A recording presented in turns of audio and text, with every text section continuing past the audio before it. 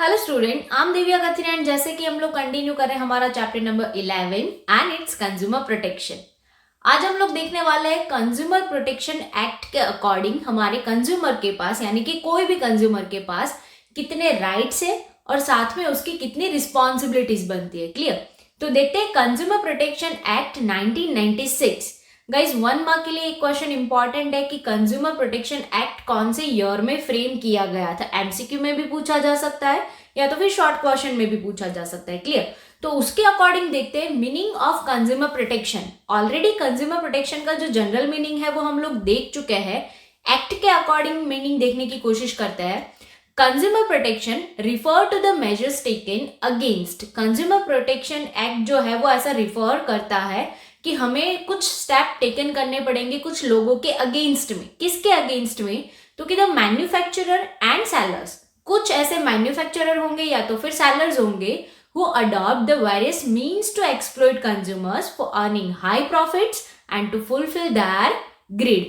ऐसे बहुत सारे सेलर्स होंगे जो सिर्फ और सिर्फ अपना प्रॉफिट इंक्रीज करना चाहते हैं, अपनी ग्रीड को सेटिस्फाई करना चाहते हैं at the cost of a consumer, और वो क्या करेंगे? उसका एक्सप्लॉइटेशन करेंगे। क्लियर? तो ऐसे लोगों के अगेंस्ट में कुछ स्टेप्स टेकन किए जाएंगे। उसको मतलब कुछ भी सजा मिल सकती है, फाइन एंड ऑल दैट, और कंज्यूमर को कुछ फायदा होगा अगर उसके साथ फ्रॉड और चीटिंग होता है तो ये एक्ट के हिसाब से डिसाइड होगा। क्लियर? तो उस एक्ट के अकॉर्डिंग हमारे पास कुछ राइट्स है और कुछ रिस्पॉन्सिबिलिटीज भी है जो कंज्यूमर को मिलती है, यानी कि कोई भी कंज्यूमर को, छोटा हो या फिर बड़ा हो। क्लियर? तो उसके पास टोटल 6 राइट्स है एंड टोटल 9 रिस्पॉन्सिबिलिटी भी बनती है उसकी। तो उसके पास राइट्स कौन कौन से है? तो कि safety, information, choice, representation, redressal and consumer education. तो आज के लेक्चर में हम लोग जो सारे राइट्स है उसको डीपली देखेंगे और नेक्स्ट लेक्चर में जितनी भी रिस्पॉन्सिबिलिटी है उसको देखेंगे। क्लियर? तो फर्स्ट ऑफ ऑल हम लोग पहला राइट्स देखते हैं, सेफ्टी। अब कोई भी बंदा हो उसे सेफ्टी तो चाहिए ही चाहिए। क्लियर? तो मतलब अगर सेफ्टी ही नहीं है तो उसका मतलब जो जनरल लाइफ है, नॉर्मल लाइफ है, वो बहुत ही हार्ड हो सकता है। Every consumer is entitled to get a protection from unhealthy products. सबको ये राइट्स मिलता है कि वो अनहेल्दी प्रोडक्ट से बचे रहे, उससे सेव हो सके, अपने आप को कर सके। क्लियर? अनहेल्दी प्रोडक्ट्स ज्यादातर किस में हो सकती है? तो कि फूड आइटम्स में हो सकते हैं। क्लियर? कि जिसको कंज्यूम करने से उसके बॉडी में कुछ नुकसान हो सकता है, तो उस नुकसान से सेफ्टी का राइट हर कंज्यूमर के पास है। Then for example, low quality electronic goods can cause a dangerous injury to the consumer. अगर आपको इलेक्ट्रिक, ये एक एग्जांपल है कि अगर हम लोग कोई इलेक्ट्रिक आइटम को यूज करते हैं और बहुत ही लो क्वालिटी का है, उसमें जो सेफ्टी स्टैंडर्ड्स है उस पर ध्यान नहीं दिया गया है, और अगर हम उसको यूज करते हैं तो हो सकता है प्रॉबेबली कोई एक्सीडेंट के चांसेस है। क्लियर? जिसके वजह से कंज्यूमर को इंजरी हो सकती है।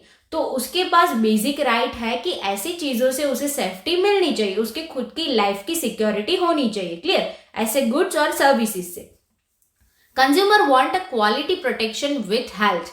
सेम एज इट इज, उसके हेल्थ के साथ कोई छेड़छाड़ नहीं चलेगी। उसको ऐसे गुड्स और सर्विसेज यूज करने का राइट है कि उसको हेल्थ का कोई नुकसान ना हो। क्लियर? सेकेंड वन है information. Consumer should get all information about products. Consumer के पास ये राइट है कि वो जो परचेस करने वाला है या करने वाली है, कोई भी गुड्स है या फिर कोई भी सर्विसेज है, तो उसके रिलेटेड उसके पास सारी इंफॉर्मेशन होनी चाहिए। उसे इंफॉर्मेशन जानने का अधिकार है। अगर वो किसी दुकानदार से या फिर किसी सेलर से ये इंफॉर्मेशन पूछता है तो सेलर को ये इंफॉर्मेशन बतानी ही पड़ेगी, क्योंकि ये इसका बेसिक राइट है। क्लियर? अब प्रोडक्ट के रिलेटेड क्या क्या इंफॉर्मेशन हो सकती है? तो कि इंग्रेडिएंट्स है, उसे पता होना चाहिए कि वो जो खरीदने वाला है उसमें क्या क्या इंग्रेडिएंट्स यूज हुए हैं। मैन्युफैक्चरिंग डेट्स है, direction for use, price, quality, purity, और ऐसी बहुत सारी चीजें हैं। अगर कंज्यूमर कुछ भी इंफॉर्मेशन वो प्रोडक्ट और सर्विस के रिलेटेड जानना चाहता है तो सेलर उसे मना नहीं कर पाएगा। Clear? Manufacturer is legally bound to display all information. और अगर हमें पता है कि कोई भी चीजें अगर हम लोग पैक खरीदते हैं तो उसके ऊपर सारी इंफॉर्मेशन वहां पे प्रिंटेड होती है। क्लियर? तो अगर कोई इलिटरेट बंदा है, उसे नहीं पढ़ना आता है, तो वो किसी से पूछेगा, सेलर से या फिर कोई दुकानदार से, तो उसे ये बताना पड़ेगा, क्योंकि कंज्यूमर के पास वो राइट है और जो सेलर है वो लीगली बाउंड है कि ये सारी इंफॉर्मेशन अगर उससे पूछी जाती है तो उसे बतानी पड़ेगी, एज वेल एज उसको सारी डिस्प्ले भी करनी पड़ेगी प्रोडक्ट्स के पैकिंग के ऊपर। क्लियर? फिर देन आफ्टर है चॉइस। ऑफ कोर्स यहाँ पे इंडिपेंडेंट इंडिया में सबके पास ये चॉइस है कि उसे जो खरीदना है वही वो खरीदेगा, उसको कोई फोर्स नहीं कर सकता। Clear? Every consumer has a right to choose a goods और सर्विसेज, उससे जो पसंद है वो परचेस करेगा। He must get them at competitive price, और वो उसे कॉम्पिटिटिव प्राइस पे खरीदेगा। ऑफ कोर्स अगर उसे पता है, नॉलेज है, तो वो 2-3 चीजों को कंपेयर करेगा, किसमें ज्यादा क्वालिटी है, कौन से रिजनेबल प्राइस में मिलता है। क्लियर? ये सब कुछ कंपेयर करके फिर उसका हक है, उसे परचेस करना है तो करेगा, नहीं करना है तो नहीं करेगा। देन है right quality, right time, right place, उसे कहाँ से परचेस करना है, कौन से टाइम पे करना है, कौन सी क्वालिटी उसे चाहिए, कौन सा प्रोडक्ट चाहिए, कितना चाहिए। क्लियर? वो सब उसके ऊपर डिपेंड है। This right to selection on a part of a consumer has a bought in market the variety in a goods and services by way of, यानी कि इसके वजह से मार्केट में बहुत सारा कंपटीशन का माहौल बढ़ जाएगा और उसे बहुत सारी वैरायटी का एडवांटेजेस हो सकता है, क्योंकि सेलर ज्यादा से ज्यादा ट्राई करेगा कंज्यूमर को अट्रैक्ट करने का और डिमांड इंक्रीज करने का। तो वो क्या करेगा, कंज्यूमर की चॉइस के अकॉर्डिंग गुड्स प्रोड्यूस करना शुरू कर देगा। क्लियर? तो उसके हिसाब से कंज्यूमर को क्वालिटी, ब्रांड, प्राइस, साइज और बहुत सारे ऐसे फीचर है जो वो बहुत ज्यादा वैरायटी में उसको मिल सकता है, और वो बहुत सारी वैरायटीज में अपने चॉइस का कोई भी गुड्स और सर्विस चॉइस कर सकता है। क्लियर? फिर देन आफ्टर है representation. If consumer is dissatisfied with the products और a service then he has a right to complain.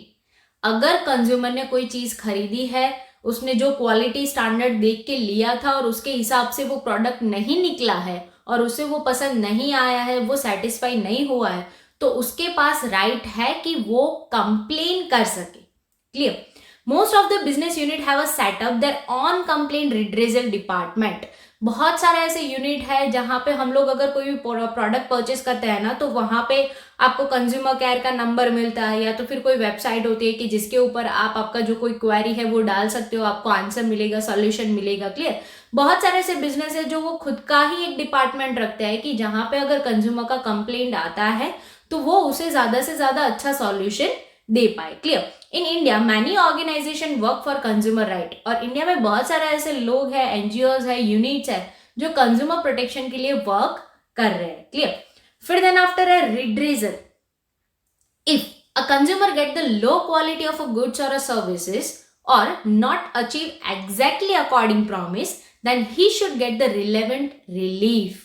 Redressal का मतलब ये होता है कि अगर सिंपल वर्ड में अगर हम लोग समझे तो, कि अगर हमने कुछ परचेस किया और वैसा नहीं निकला तो मतलब हमारा नुकसान हो जाएगा, और वो नुकसान को भरपाई करने के लिए हमें कुछ मिलेगा। क्लियर? जितना हमारा लॉस हुआ है उसके लिए हमें कुछ मिलेगा, तो वो क्या हो जाएगा, रिड्रेसल। अब रिड्रेसल बहुत अलग अलग टाइप के होते हैं।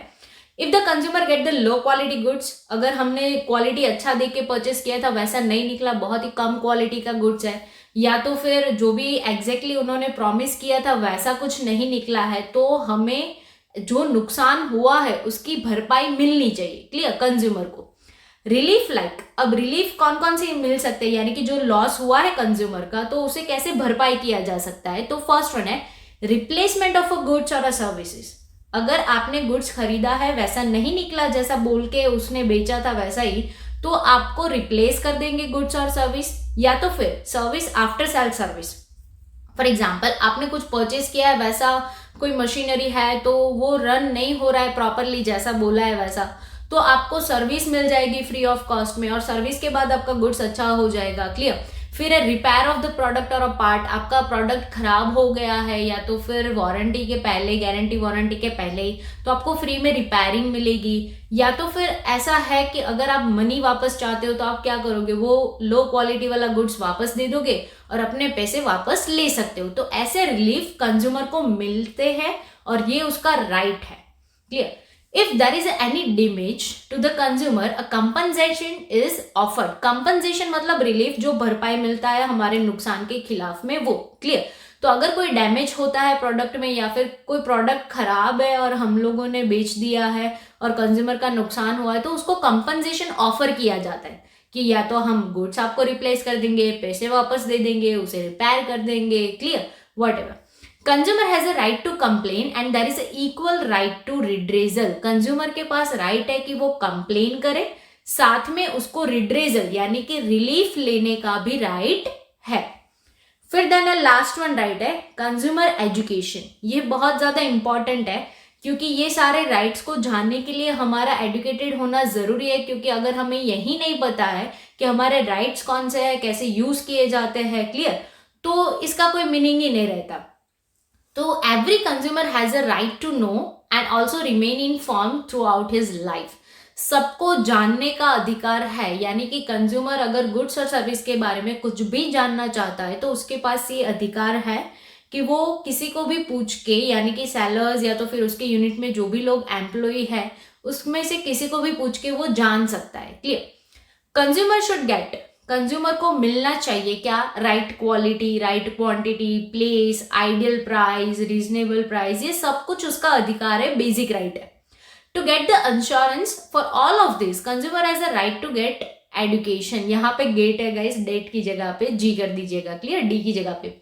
तो कंज्यूमर के पास ये अश्योरेंस है, राइट है कि वो एजुकेटेड हो पाए। अगर वो किसी को पूछता है सेलर वगैरह से तो उसे कोई मना नहीं कर पाएगा, क्लियर। और ऐसे गवर्नमेंट के बहुत सारे ऐसे एनजीओज है, बहुत सारे ऐसे यूनिट है और गवर्नमेंट के सेक्टर्स भी है जो इसके रिलेटेड काम करते हैं कि फ्री सेमिनार, वेबिनार वगैरह वो लोग अरेंज करते हैं, कुछ प्रोग्राम्स वगैरह अरेंजमेंट होता है जिसमें कंज्यूमर को ऐसे या फिर कोई भी जो जनरल सिटीजन है वो कोई भी फ्री ऑफ कॉस्ट में एजुकेशन ले सकता है।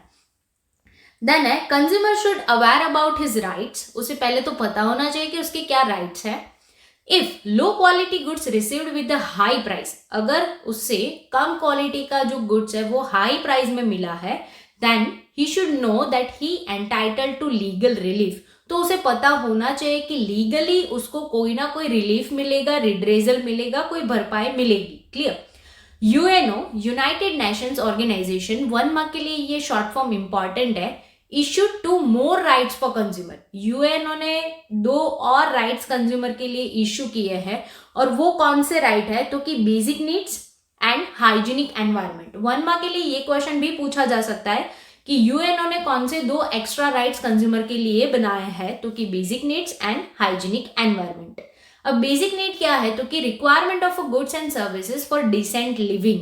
नॉर्मल लाइफ जीने के लिए जितनी भी गुड्स और सर्विसेज चाहिए वो लेने का सबको अधिकार है, रीजनेबल प्राइस में और अच्छी क्वालिटी के साथ, क्लियर। बेसिक नीड की जो भी चीजें हैं, food, shelter, clothing and all that, medicine, clear, तो ये सबका बेसिक राइट है, सबको मिलना चाहिए अच्छी क्वालिटी में, रीजनेबल प्राइस के साथ, क्लियर।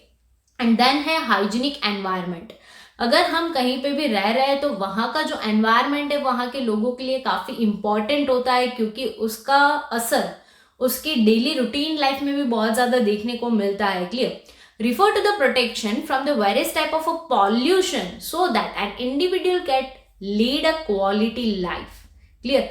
अगर पॉल्यूशन कम होगा तो सबकी लाइफ की क्वालिटी बेटर से बेटर हो सकती है और वो अच्छा लिविंग स्टैंडर्ड मेंटेन कर सकते हैं, क्लियर।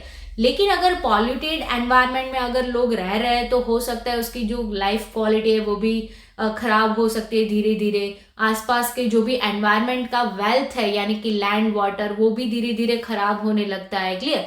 तो जो भी मैन्युफैक्चरर है, सेलर है, उनको ये ध्यान रखना पड़ेगा कि मैन्युफैक्चरिंग के बाद जो वेस्टेज निकलता है वो डायरेक्टली वो लैंड, वाटर, एयर में एमर्ज नहीं कर सकते विदाउट प्योरिफिकेशन, क्लियर। और जो भी कंज्यूमर्स है जो गुड्स और सर्विसेज यूज करते हैं उसका भी एक मतलब रिस्पॉन्सिबिलिटी बनता है कि गुड्स और जो भी सर्विसेज यूज करने के बाद जो पैकेट्स, रैपर्स वगैरह होते हैं उसको उसे ठीक तरीके से वेस्टेज में डालने चाहिए, कहीं इधर उधर नहीं डालने चाहिए, क्लियर।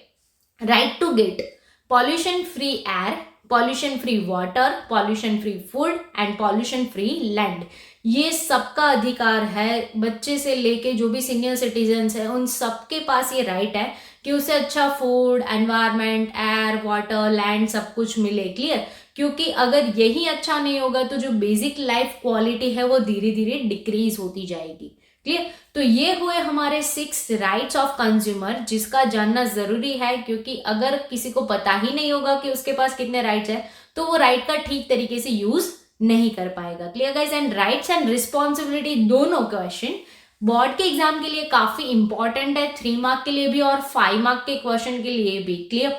तो ये आप खास अच्छे से दोनों साथ में कभी नहीं पूछे जाएंगे, या तो राइट्स पूछे जाएंगे या तो रिस्पॉन्सिबिलिटीज पूछी जाएंगी। क्लियर? तो ये हुए हमारे rights of the consumer. Responsibility का जो क्वेश्चन है वो हम लोग नेक्स्ट लेक्चर में देखेंगे। तब तक के लिए बी हैप्पी, बी सेफ।